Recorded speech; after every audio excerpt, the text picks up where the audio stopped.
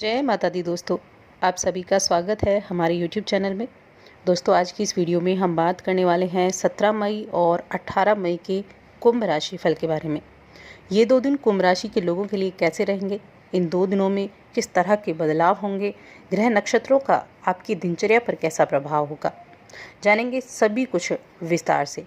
लेकिन आगे बढ़ने से पहले आपसे ज़रूर निवेदन है कि चैनल को सब्सक्राइब कर लें।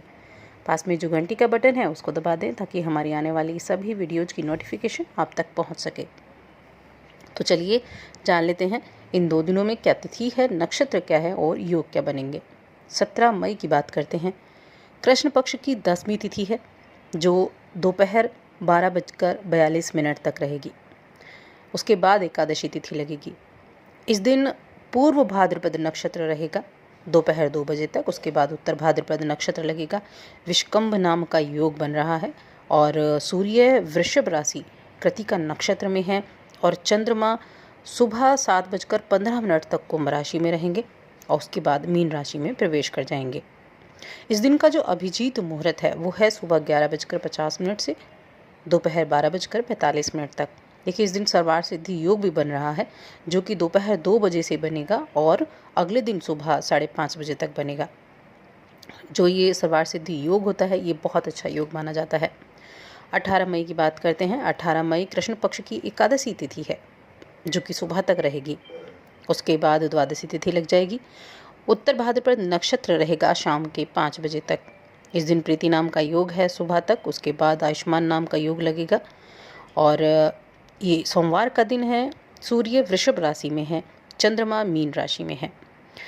इस दिन का जो अभिजीत मुहूर्त है वो है सुबह 11:50 से दोपहर 12:45 तक और अमृतकाल जो समय होता है वो है सुबह 11:34 से दोपहर 1:22 तक। तो ये थी इन 2 दिनों में ग्रह नक्षत्रों की स्थिति। देखिए, 18 मई एकादशी तिथि है, अपरा एकादशी जिसको कहते हैं, यानी सभी इच्छाओं को पूरा करने वाली एकादशी। इसके बारे में भी हम आपको बताएंगे, लेकिन वीडियो के अंत में साथ ही उपाय भी बताएंगे वीडियो के अंत में जो आपके लिए इन 2 दिनों के लिए लाभदायक हो सकते हैं।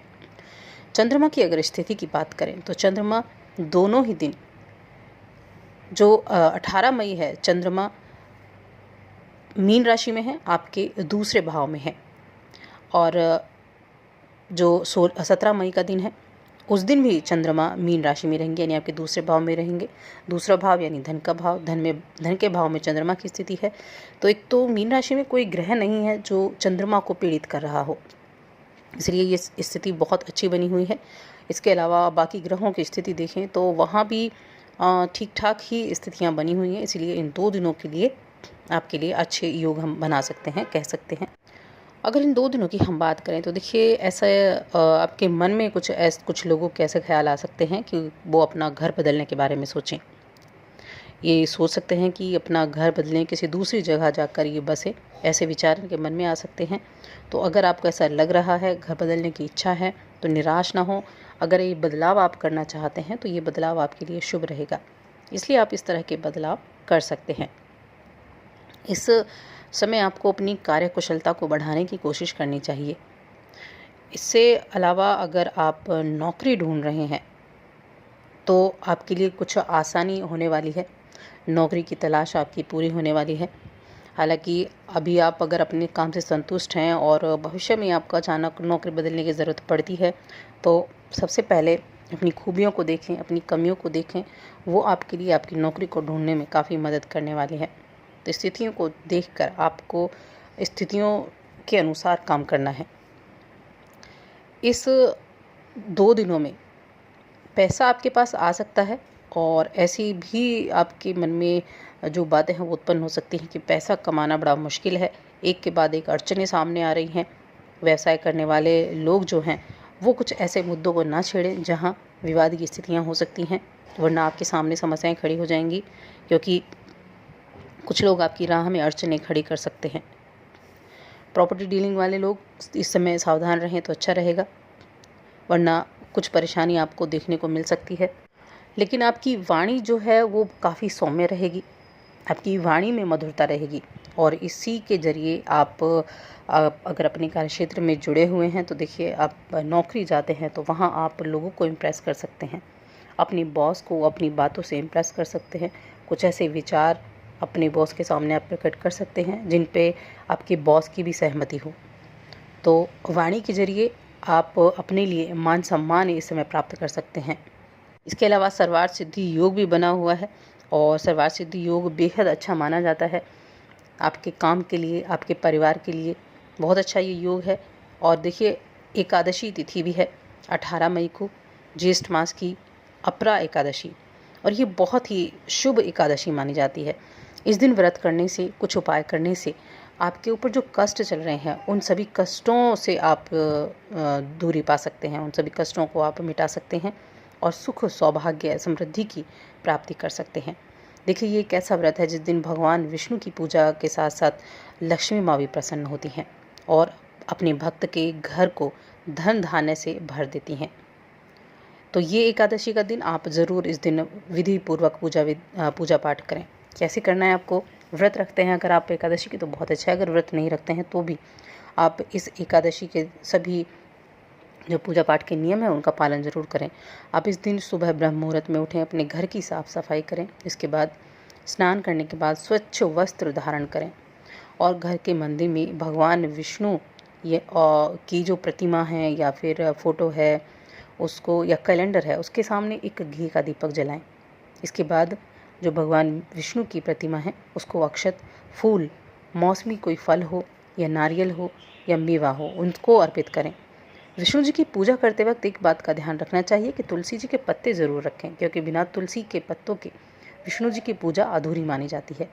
इसके बाद धूप दीप दिखाकर उनकी आरती करें और उसके बाद जल लेकर सूर्य देव को जल अर्पित करें। इस दिन एकादशी की कथा या तो सुने या सुनाएं, इस काम को ज़रूर करना चाहिए। इसके बाद शाम के समय तुलसी जी के पास एक घी का दीपक ज़रूर जलाएं, ये बहुत शुभ माना जाता है। और ओम नमो भगवते वासुदेवाय नमः इस मंत्र का जप आप पूरे दिन अपने मन में करते रहें। इससे भगवान विष्णु के साथ माँ लक्ष्मी की जो कृपा है वो आप पर ज़रूर होगी। अगर कोई गरीब मिले तो उसको यथाशक्ति आप भोजन ज़रूर कराएं या फिर कुछ आप उसको दान कर दें, तो ये एक बहुत अच्छा इस दिन के लिए काम है। इस कार्य को करने से भगवान विष्णु और माँ लक्ष्मी की जो कृपा है उसके पात्र आप बनेंगे। तो इस दिन का फ़ायदा आप इस तरह से उठा सकते हैं। अब बात करते हैं लव लाइफ की, पारिवारिक जीवन की और दाम्पत्य जीवन की, इन 2 दिनों के लिए। देखिए, ये समय पारिवारिक जीवन के लिए अच्छा है, दाम्पत्य जीवन के लिए भी अच्छा है। दोनों के लिए ये दोनों ही दिन आनंद भरे रहेंगे। आपको लगेगा कि आप दोनों के पास ही काफ़ी समय और ऊर्जा है एक दूसरे के साथ वक्त बिताने के लिए। प्रेम संबंध वाले लोगों के लिए भी प्रेम में डूबे रहने का ये समय होगा, तो ये वक्त प्रेम के लिए तो बहुत ही अच्छा है। कोई ऐसी परेशानी वाली बात नहीं दिखाई दे रही है। विद्यार्थियों की अगर बात करें तो विद्यार्थियों के लिए समय ठीक ठाक रहेगा।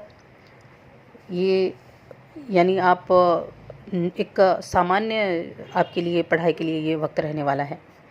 अब हम बात करते हैं आपके स्वास्थ्य के बारे में कि आपका स्वास्थ्य इन 2 दिनों में किस तरह से रहेगा।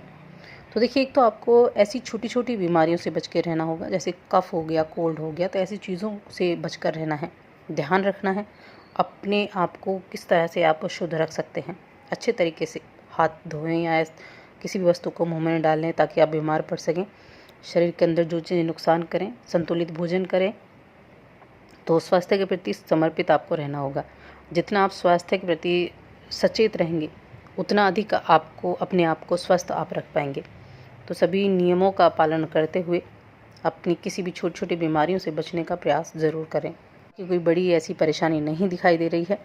तो ओवरऑल इन 2 दिनों की बात करें तो ये दोनों दिन आपके लिए अच्छे रहने वाले हैं। कुछ बदलाव होने के योग हैं, तो बदलाव हो सकते हैं, या तो आपके घर बदलने के, नौकरी बदलने का कोई ऐसा बदलाव आपके लिए हो सकता है। तो अगर ऐसी स्थितियां आती हैं तो आपको किसी भी तरह की स्थिति से घबराना नहीं है।